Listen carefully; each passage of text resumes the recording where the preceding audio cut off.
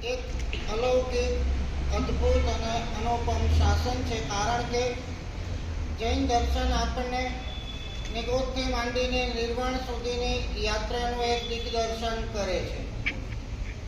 અમારા ગુરુજી એમ કહેતા હતા કે આ જૈન દર્શન સમગ્ર વિશ્વની અંદર ફેલાયેલું હતું, પણ જે પણ કાળનો પ્રભાવ કો કે ક્ષેત્રના પ્રભાવ કો એના કારણે ધીમે ધીમે સીમિત થતું આ જૈન ધર્મ આજે ભારતની અંદર પણ બહુ જ સીમિત ક્ષેત્રોની અંદર રહ્યું છે.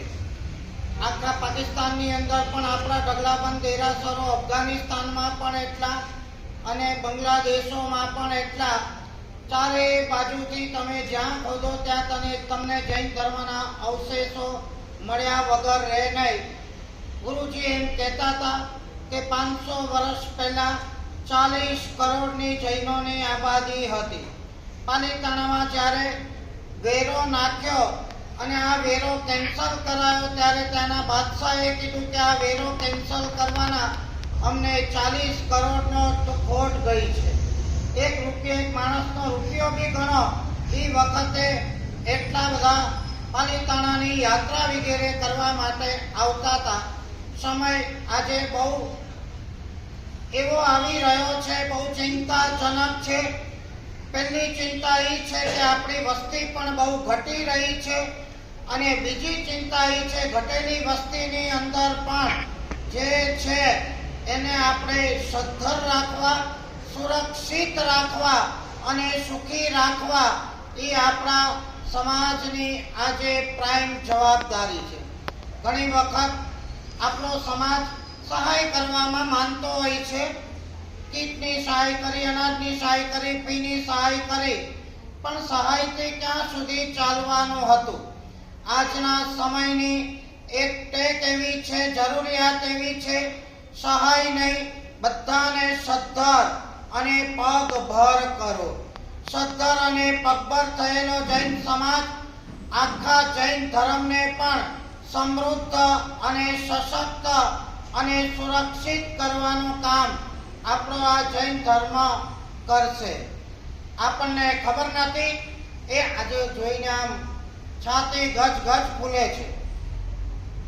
જગવલ્લભ પાસનાથ ભાતાઘર કમિટી અમારી પ્રેરણા, માર્ગદર્શન અને આશીર્વાદથી કોક એક સારા મુહૂર્તે આ કાર્યનું બીડું ઝડપ્યું છે.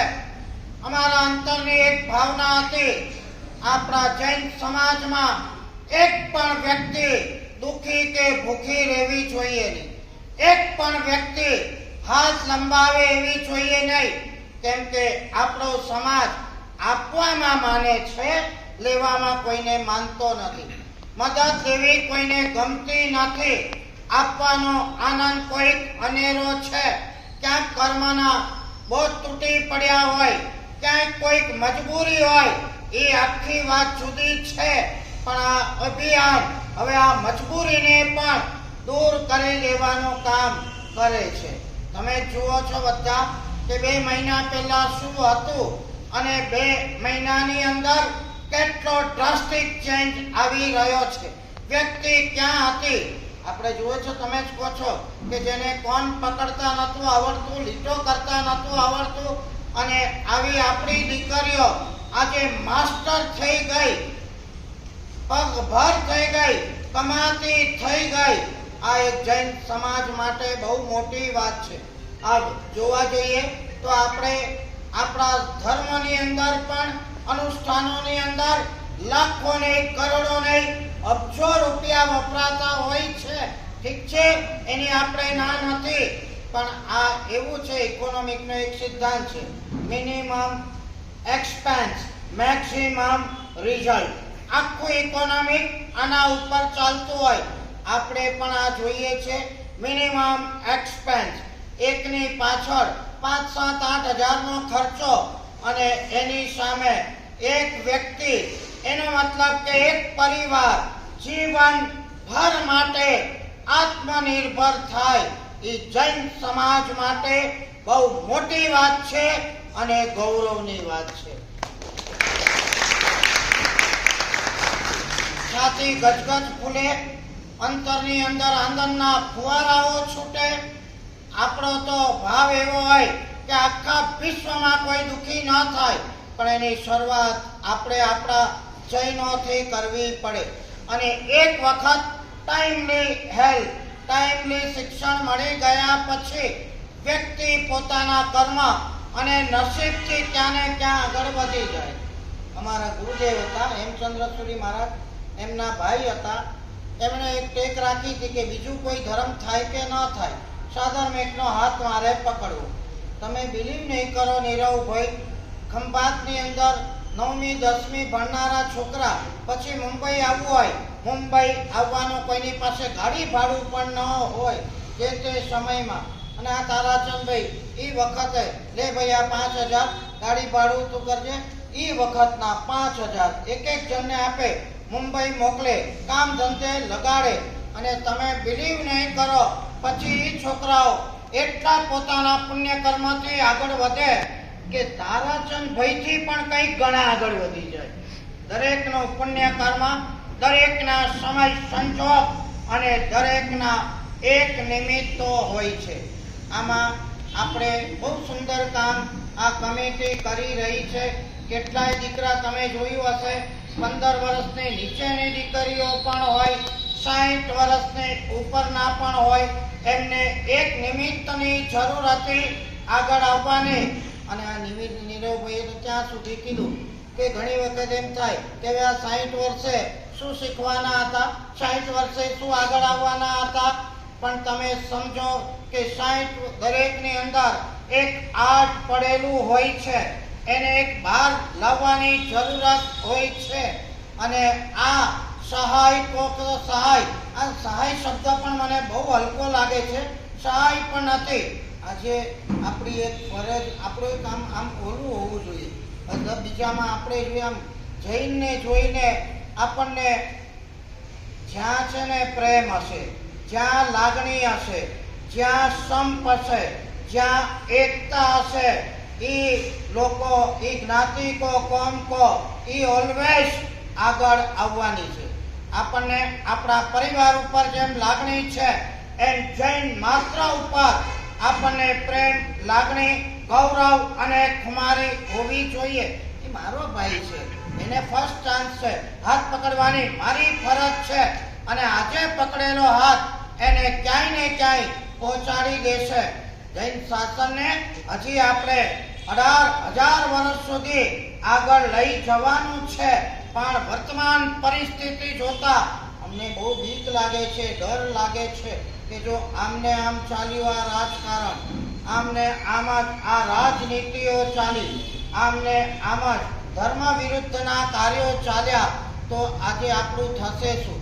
જે પાકિસ્તાનમાં સુપડા સાફ થયા, ધર્મ તીર્થોના તેના, જે બાંગ્લાદેશમાં આજે દશા જોઈ રહ્યા છે, આવતીકાલે કદાચ હિન્દુસ્તાનની આ દશા નહીં થાય એવું કહી શકાય એવું નથી. એટલે આજથી આપણે તૈયારી કરીને સ્ટ્રોંગ બનવાનું છે, બધી જ રીતે સ્ટ્રોંગ બનવાનું છે. આચારથી, સંસ્કારોથી, પ્રેમથી, લાગણીઓથી અને પૈસાથી, બધી રીતે જૈન સમાજ જો સદ્ધર હશે, શક્તિ સંપન્ન હશે તો આપણને કોઈ હલાવી શકે એ વાતમાં માલ નથી. 60 વર્ષની બહેનો પણ જ્યાં શીખતી હોય, 15 વર્ષની દીકરી પણ શીખતી હોય, પગભર થતી હોય, એક હુન્નર એવડી ગયું હોય, નિશ્ચિંતતા આવી ગઈ હોય, કાલે ગમે તેવા કર્મજનિત સંયોગો આવે તો પણ આપણી પાસે એક આર્ટ છે, કળા છે. ગમે તેવી વિકટ પરિસ્થિતિમાં પણ આપણે ભૂખા નહીં મરીએ. આ બહુ મહત્વનું કાર્ય અને પગલું આ ભાતાગર કમિટીએ કરેલું છે. એની આપણે ખૂબ ખૂબ અનુમોદના કરીએ એટલી ઓછી છે. બેનો જરા પાછળ જગ્યા કે જ્યારે આટલા મોટા ઉપકારો, પહેલો ઉપકાર છે જગન્નાથ પાસનાથ ભગવાનનો કે જેને સામે રાખી અને આ કાર્ય થઈ રહ્યું છે. બીજો ઉપકાર છે સદગુરુઓનો કે જેમના આશીર્વાદ, પ્રેરણા અને માર્ગદર્શનથી જેમણે સ્વાર્થ વગર એક માત્ર પ્રેમ, લાગણી અને કરુણાથી છલકાઈને પોતાના તન, મન અને ધનને લગાડીને પોતાના સમય, શક્તિ અને સૂઝબૂઝને લગાડીને આટલું ભગીરથ કામ કર્યું છે. બાકી કેન યુ બિલીવ કે 2 મહિનાના ટૂંકા ગાળાની અંદર 350 આપણી દીકરીઓ હસતી ખીલતી કુમારી અને ગૌરવ સાથે તૈયાર થાય, પગભર થાય અને આત્મનિર્ભર થાય. એ આપણા બધા માટે બહુ જ ગૌરવનો વિષય છે. આ બધો જ ઉપકાર જો કોઈ ન હોય માનજો તો આ જગવલ્લભ પાસના આવી જવા. જૈન સમાજ તો સુખી છે, સંપન્ન છે ને સમૃદ્ધ છે, પણ અંદર ખાને અમે લોકો જાણતા હોઈએ છીએ કે કેવા ગણસતા હોય છે. 2-5 હજાર રૂપિયા માટે પણ હજારો સાદર મેકો એની મજબૂરી કેવી હોય છે. અને માંગીને પણ સહાયતા લઈને સહાયતા કરીને પણ ત્યાં સુધી કેટલું ચાલવાનું. આ એક આત્મનિર્ભર કરવાનું બહુ અદ્ભુત મજાનું અને પ્રોપર અભિયાન છે. અને આ ભાતાગર કમિટીની એક ભાવના તો એવી છે, આજે 2 મહિનાની અંદર 350 દીકરીઓ અને 50 છોકરાઓ કોમ્પ્યુટરમાં તૈયાર થયા.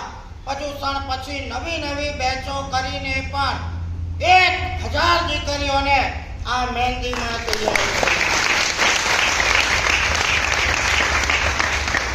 અને પહેલા ફેઝની અંદર 500 છોકરાઓને કોમ્પ્યુટરની અંદર નિષ્ણાત બનાવવાના છે.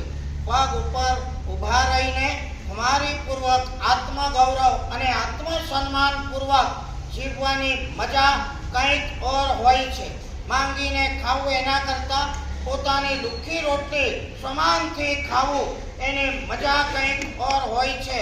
અને આજે બધા આ મજા તમે ફીલ કરી રહ્યા છો. મારા તમને આશીર્વાદ છે કે તમે આજે જે આર્ટ શીખ્યા છો તમને પોતાને એમાં આનંદ પણ આવ્યો છે. આ આપણે ખાલી કમાવા પૂરતું કે આજીવિકા પૂરતું એને સીમિત રાખવું નથી, પણ તમે જે જૈન શાસનના પ્રભાવે જે શીખ્યા છો, જે યોગદાન તમને મળ્યું છે, જે આર્ટ તમારું બહાર આવ્યું છે, એના દ્વારા આવતીકાલે તમે બહુ સદ્ધર થશો, આગળ પણ વધશો. અને આગળ વધીને એક જ વસ્તુ યાદ રાખજો, કોકના ઉપકારો અને યોગદાનથી અમે આગળ આવ્યા છીએ. અમારી પણ એક ફરજ છે કે આગળ આવી એક છોકરી જો બીજી 10 ને તૈયાર કરે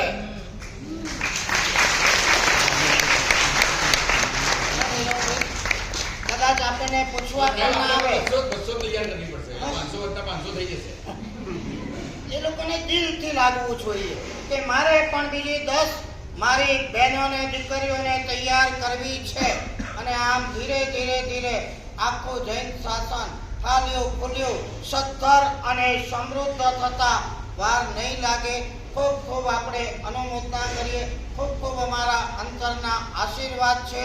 અને મારે તમને ખાસ તે વખતે લાસ્ટ ટાઈમ પણ કીધું હતું, તમે બધા સમય બહુ જ ખરાબ છે, નિમિત્તો બહુ જ ખરાબ છે, આકર્ષણો પ્રલોભનો પણ બહુ ખરાબ છે, બહારના વાતાવરણ અને બહુ કહેવા જેવું નહીં, મારા કરતાં વધારે તમે જાણો છો.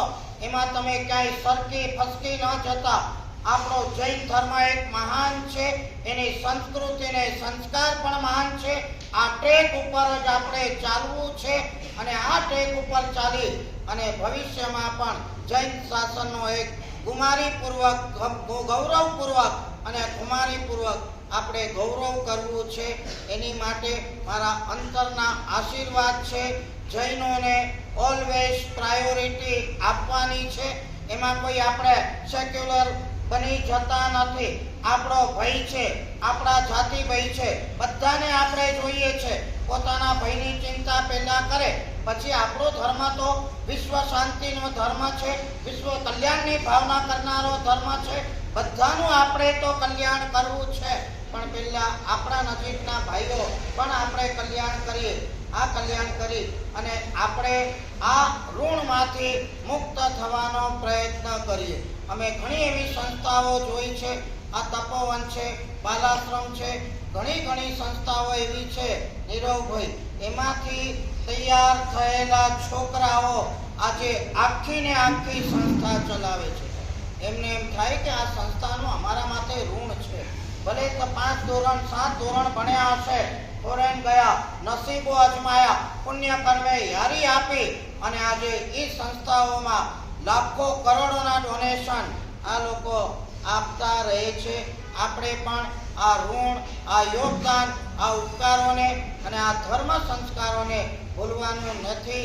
આજે 300 તૈયાર થઈ, આપણે ક્યાંય સીમા સંખ્યાની બાંધવી નથી.